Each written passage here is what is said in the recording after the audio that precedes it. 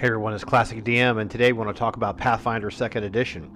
Now, you guys all know that I'm a huge old school AD&D player. I love First Edition. Almost all the content on the websites are related to First Edition, and I grew up with it. I just absolutely love First Edition. What I want to talk about today is Pathfinder, and the goal of the video is really to kind of give you a quick little history lesson of why I'm extremely excited about Second Edition coming out, which is going to be available to everyone August 1st.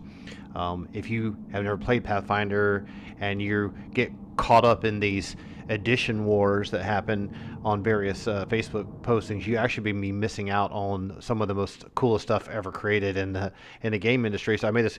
Here's a quick little rundown. We're going to do a quick little history lesson, and I want to tell you why I think that this second edition work in a Pathfinder is going to be amazing. I'm actually going to do a number of videos related to it. I have an adventure I've been working on for about 6 months now that's agnostic, and I'm actually considering doing it just in Pathfinder with the Osric First Edition version as well.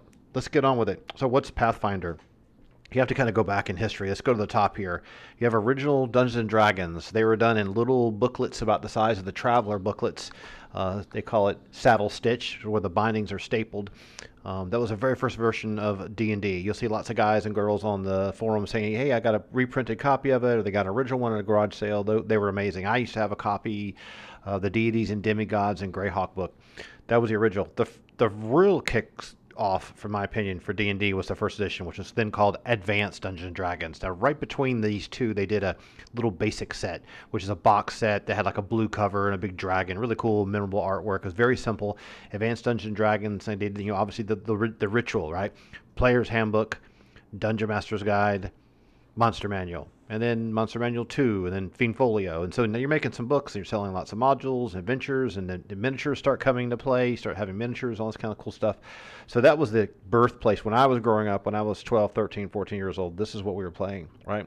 They took D&D TSR, then they made second edition. Somewhere along the way between second and third, Hasbro, Wizards of the Coast, Magic Gathering guys came in there and bought TSR, and I don't know the business details behind that. I'm not personally interested in that part that much.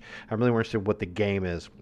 I played a lot of second edition as well because it was just a improved or different version of first edition. So for me as a game designer in the video game industry, and as also a big kid at heart who loves role-playing games, to me this was the original D&D in its kind of unaltered form. So the original saddle stitch little books, first edition, second edition. So any content in this epoch, if you want to use a big fancy Carl Sagan word, to me is just gold, absolute gold. Then there came third edition. Third edition changed lots of basic mechanics. They moved away from the armor class from 10 to -10, and the hit dice rolling to table to hit. Where you weren't really, you're getting more levels in first edition and second edition. You're just getting more hit points, and you're a spellcaster. You got access to higher level spells.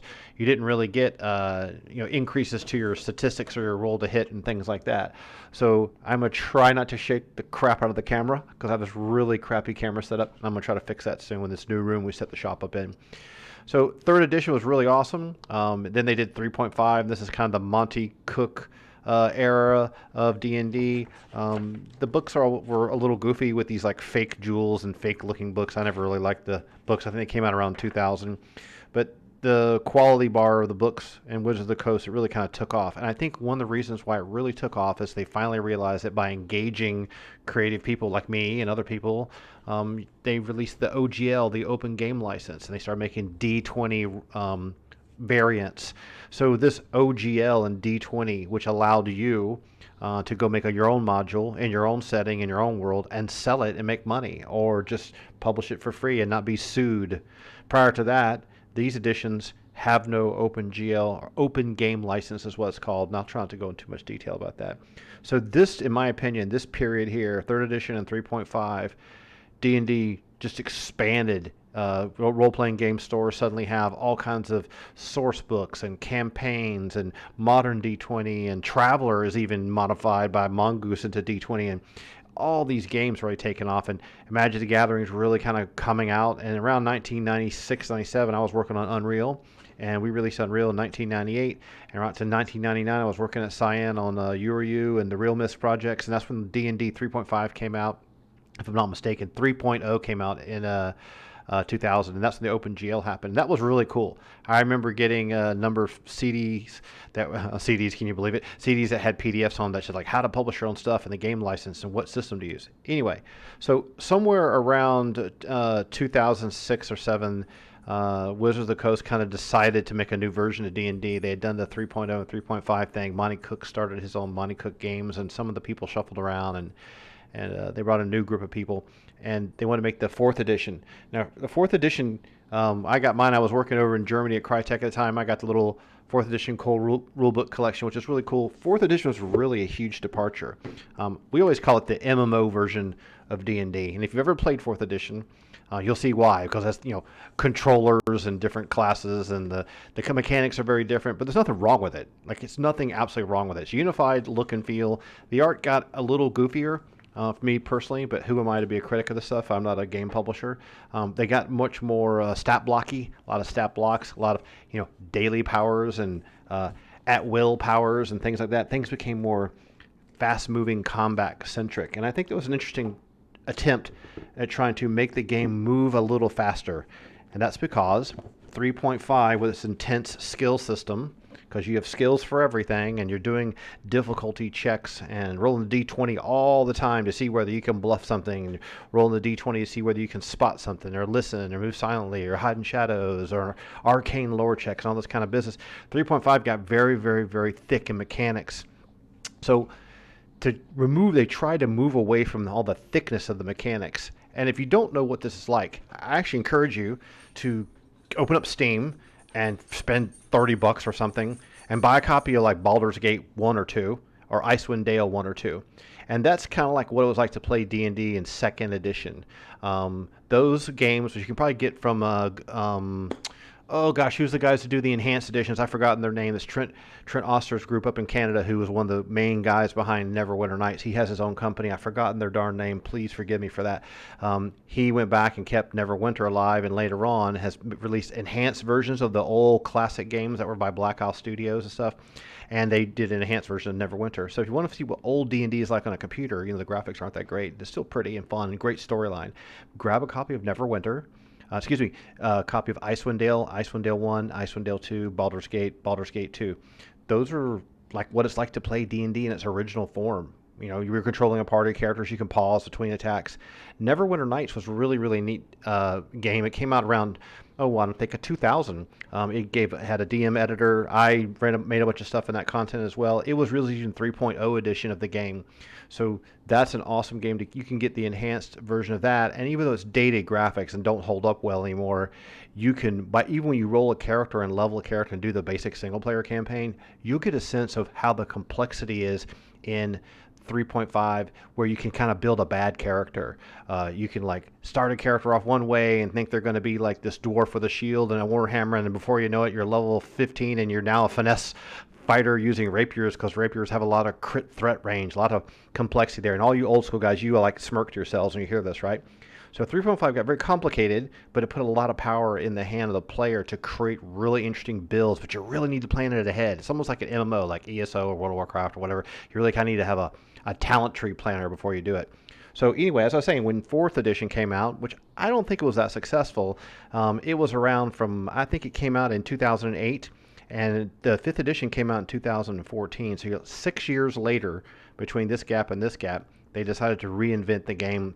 And they sort of wanted to return to the roots of this era, but they added a couple little wonky mechanics and didn't change it much. And they released 5th edition in 2014.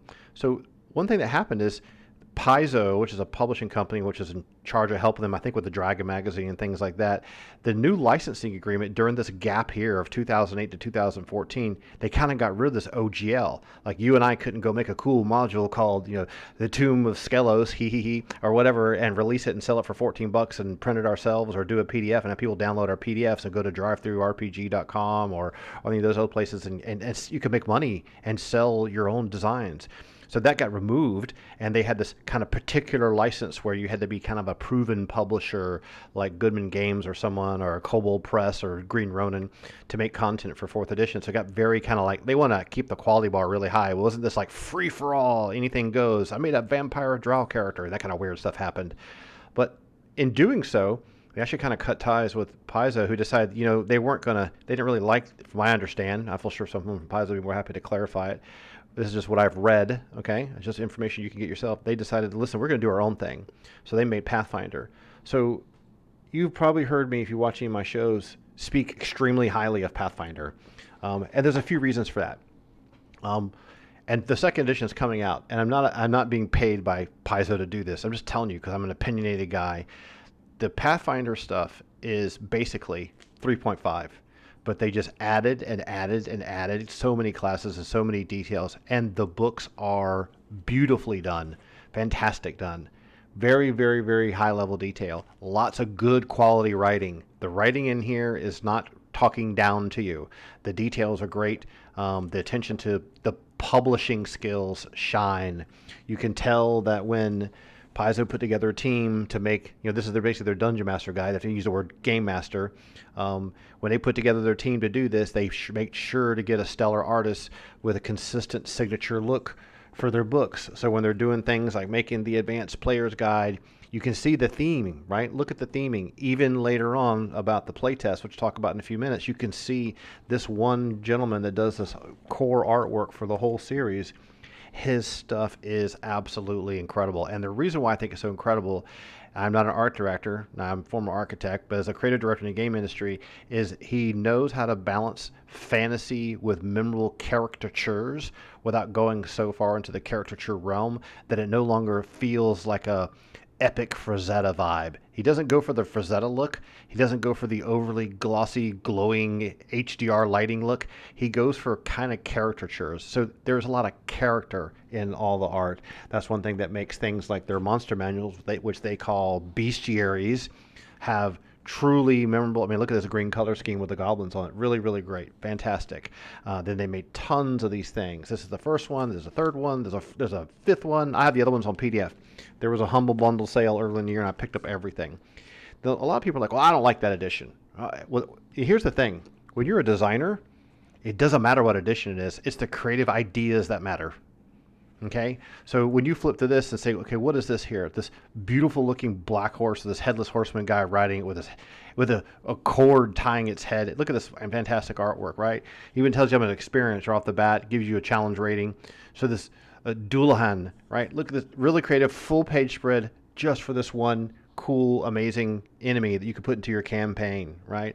So when you look at that kind of stuff, reading what this character does, what does it look like, its style, how does it fight, terrifying reapers of souls, Dullans were created by powerful fiends, so the souls of particularly cruel generals, watch captains, and other military commanders. You can already see sent from the pits of hell. You can already start, there's a theme, and I'm a huge believer in theme. The theme is what matters. The creativity is what matters.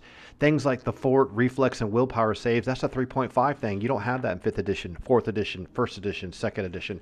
Don't worry about that. Glean out of these kind of things, the things that matter to you. Hey, this is a cool magma elemental. That's not in D&D. You can lift the stuff and put it and stat it yourself. So that's one thing I've always done about collecting these books, is that I've been trying to kind of preach to the 5th edition world about how 1st edition is awesome. But I tell you what, if you got the money to spend or want to pick up the PDFs, they're super cheap right now. In fact, all the stuff is on 50% sale.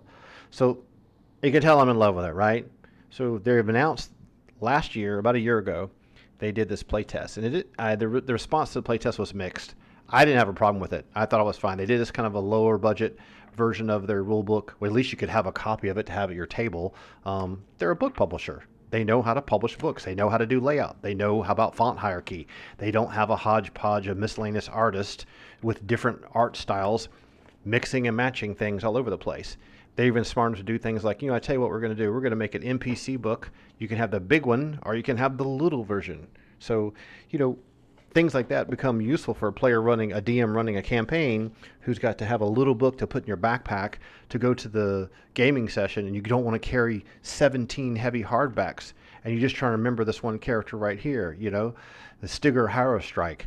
Great character designs. Really, really, really. Look how many NPCs are in this book. There's this little tiny book. It's got like 200 of these things. They're all got a signature picture for them.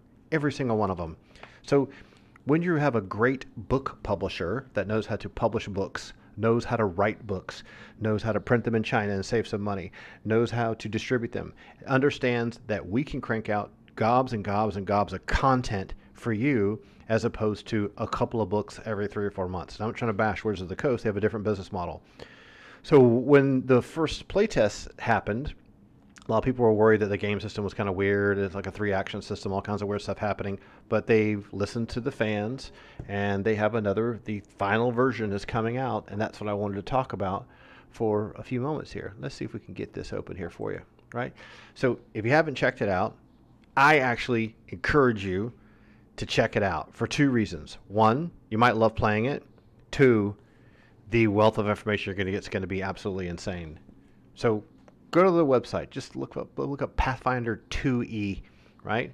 It's in and start taking a look at the website. Say, okay, what's coming out? Well, August the 1st, which is like less than 6 days away. I've already got my books ordered. The core rulebook is going to be available.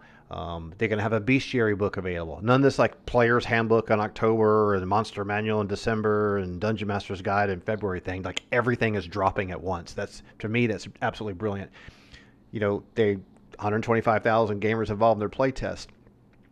Customizable. They use a lot of character paths, and that their adventures, which you can actually subscribe to and get copies of them every month, and get PDF copies of things in addition to the hardback copies you buy as books. They do adventure paths. The adventure paths are a really neat idea. I think it's fantastic. It connects a long-term story. My producer Puppy is helping. A long-term storyline connected through a series of modules released in a sequence, like if you're watching a Netflix series or something like that. And so, they streamlined the rules to make it faster. So they've learned from the previous edition, and the previous one was basically 3.5. Kind of slow, kind of bogged down. They added gobs of classes. They're trying to streamline that. They added an adventure path, and you can see right here, there's volume 1, 2, 3, 4, 5, 6. Some of them aren't going to come out till October, but some are available right now. The first volume, which is called Hell Knight Hill, which a lot of people in the Facebook groups are talking about, like, oh my goodness, this is really cool, I really love it. You're going to launch your game, launch it with a campaign, launch it with a Pathfinder path, launch it with the Monster Manual, launch it with your Game Master Guide, launch it with battle maps. A standalone adventure, The Fall of Plaguestone, if you don't want to get a big, long, drawn out, come with a flip map. Have you ever seen their flip maps? Let me just go back. Let me just go back here real quick. Let's just turn this off real quick. Let me just show you something about them they used to do. They're a publisher, man. They know how to do stuff. They know how to print things. They make these little cool, little small, less than 8x10 little maps, which on the same grid we use for all our miniatures, that has, here's what the building looks like when it's got the roof on it. And then you can take this off, and there's the same grid, and there's the building on the inside, and doing things like this. So you can, okay, I need a little temple in the middle of nowhere. Here's this beautiful, cool little temple, and you can have a roof version of it with the roof on or with the roof off. So you want to put together a village, you could have this little pack of pre-printed little mini battle maps. Look how small and convenient they are. Sorry about the jack in there on the camera. Come in a little pack. These guys are printers, and this is like, you're dealing with the big dogs now, right? This isn't just a game development company that also makes lots of other games. These guys are just focusing just on this. So let's go back to the overhead view we were looking at a moment ago. So if you're a gamer and you love D&D, this is essentially D&D. It's going to be interesting to see. I can't wait to get my hands on it, and I'll do a video walkthrough of what I learn and glean from it as I try to make conversions of the Black Ship of the Sunless venture I've been working on for like 6 months now into this version. It'd be interesting to see how it pans out. I can't wait to see. The people working on this are very, very, very intelligent, and they have a very, very strong business model, and I think what they're doing is going to be very cool. A lot of people don't like it. I don't know why. I love D&D. I think what they're doing is they're taking what was made the 3.5 edition that you saw earlier, magical, and they're just adding a lot more to it. They've got their brand new world, this Lost Omens world guide. It used to be the Inner Sea was the world in the previous one, if I'm not mistaken. They have a character guide, all kinds of stuff. So a lot of people are like, oh my God, dude, they've already released 2 free character sheets, PDFs you can download. So if you start adding up the price, right, you're like, wait a minute, hang on, that's a lot of money, dude. You have to be a lottery winner to get all these books. How many books are we talking about here? Go up to the beginning, right? $59.99 hardcover. Now, if you buy it from them directly, you get a PDF version for free, if I'm not mistaken. So you got, okay, that's $60. Then you got a $50 bestiary, so that's $110. And then you got this first version of this first big adventure, which is another $25. So you're talking, what, $135, not including tax. Another $23 for another adventure, $160. You start adding this little $36 here, you're at $200 mark. Then you get the hardcover for the Lost Omen character guide if you really need it. That's really more player centric. You can see if you bought everything, you're going to be out $300. Now you don't have to do it that way. You have to think about, what do you want, what do you really need. I think the core rule book is one of the things you really need to get for yourself. And there's some other options with that too. Let me just pull up another view of something. I know it sounds kind of crazy, but it costs a lot less at Amazon. So when you buy it from Paizo themselves, if I'm not mistaken, someone can correct me if I'm right, you buy a copy of one of the books, right? So you get this cool book. It's mailed to you. You get a little early. You can have the option to get the book, and then you also get a PDF. So a lot of times these PDFs will be $15, $16. So you're paying $60. You're really getting the printed book, and you're also getting access to the PDF. Whereas if you buy the printed book, as you can see on the right-hand side, this is the actual core rule book here, right? It costs tremendously less, but you're just getting the book. But if you just want the book, then that's the way to go. Now, ultimately, they're a publisher. They know what they're doing. So Amazon's a volume buyer. So if you want to get your feet dirty into this edition and check it out quick, you can go to Amazon and buy just the books you want. So if you do that, what you do is just go to Amazon and use this bracketed or parentheses P2. It's almost like P2. Use that. If you use P2 behind it, it'll keep you from being confused between the first edition of Pathfinder, because the first edition Pathfinder must have over 500 products. So it's just P2.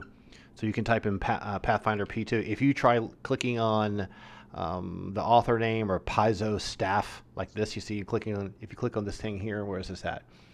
Paizo staff, you see that right down there? You start clicking on this, you're going to find way too much stuff. So even if you just do the search for P2, you're going to find on one page maybe 16, I think there's like 17 to 22 items for sale. GM screen, core rulebook, the Fall of Plaguestone, Lost Omens and Gods of Magic, the Bestiary. The other books are coming later. They make condition cards. I wonder if that's going to be conditions like in Guild Wars 2. We'll find out soon enough. Of course, they make special editions for the hardcore collector that are all fanciful.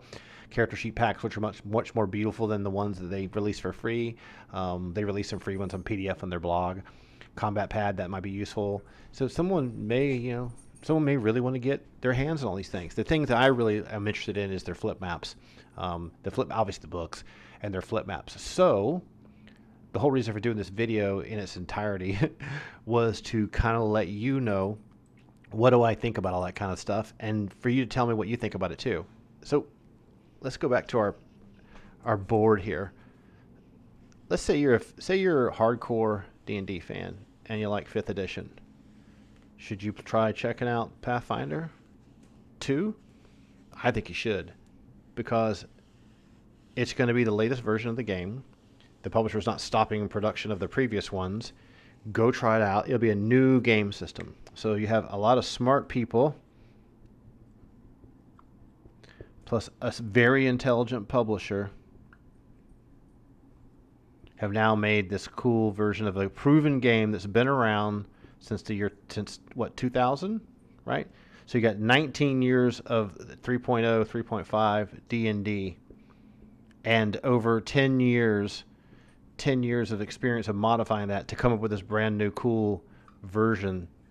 That's a lot of effort on one thing. Think to yourself, no computer game even takes that long. Most novels don't take that long. So that's a lot of effort just to get us to the point of having the one edition. When you look at 5th edition, you're talking about probably like 6 or 8 years of development, maybe. I'm not sure when they started development. I'm not in the inside loop of that. The amount of time doesn't make it less good, but the amount of focus. 5th edition is not 4th. Very big departure. 2E of Pathfinder 2 is going to be different from what I understand, but it's not going to be so crazily different that no one will be like, I don't understand the differences. But what I do understand so far is that it's going to be different enough where it won't just be a slight modification to the first edition of Pathfinder. Hey, I can't wait to find out. So should you check it out? Yes, I do think you should check it out. I think you should pay attention. You should follow their blogs. You should read up on it, and you may find that like, well, you know what? Tell you what, I'm a gamer and I like playing. I like D&D, and even if I don't want to ever use it, the content in and of itself is invaluable, and you'll be able to get PDF versions of it. It costs tremendously less. So how does that affect Classic DM? So what I'm going to do is when it comes out, I'm going to grab a copy of it. I'm going to read it thoroughly. I'm going to do some play sessions and test it and see how it feels and see if I like it. And I'll probably do, when I get the books, I'll probably do some fun video that shows you what the books look like and give you my opinion on them. I'll probably dig into it and tell you what I think is really strong, what mechanics I'm not getting right. I'm not the world's best rules lawyer. It's just guys that find out, but I love the themes. And I'll try to pull out of it what would be cool that you might like. And so you can kind of maybe see just from someone else's opinion, like, hey, that what he's talking about there, I see that now that you mentioned it. Maybe he didn't see that before. So that's pretty much what we're talking about with this video today. Hope you enjoyed it, and we're trying to keep it relatively short.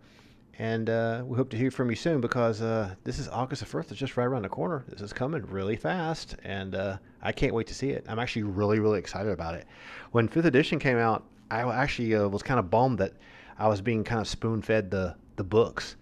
The fact that all this stuff is dropping at once, it's like, good Lord, it's like getting EverQuest 2 and all the expansions at once. So for me, it's I'm like the big kid inside me is like, oh my God, it's going to be awesome. I can't wait to get it all. I hope you're, if you're a big poo-poo on 3.5 and 3.0, then that's cool. You keep playing what you like to play. I mean, as long as you're gaming and having fun, that's all that matters. But don't pass this over and give it a fair shake, in my opinion. This isn't paid programming, by the way. This is my opinion, because the quality of the writing, the knowledge and the intelligence and the game design skills put behind it, behind the scenes, the organization of the company, they know how to publish, they know how to print fantastic content that's usable for people, and they're extremely prolific. So that's what their bet's on. And when someone's betting on something going all in Conor McGregor style, usually the results are quite good. This could change everything in the pen and paper role-playing game industry. You might see a lot of 5th edition people just drop it and move over to this because they never played 3.5. But now they're seeing this super duper refined version of 3.5, maybe even taking a new direction. All right, cool. Hope you liked the video. If you have any questions or comments, let me know. And we'll talk to you real soon. This is Classic DM signing off.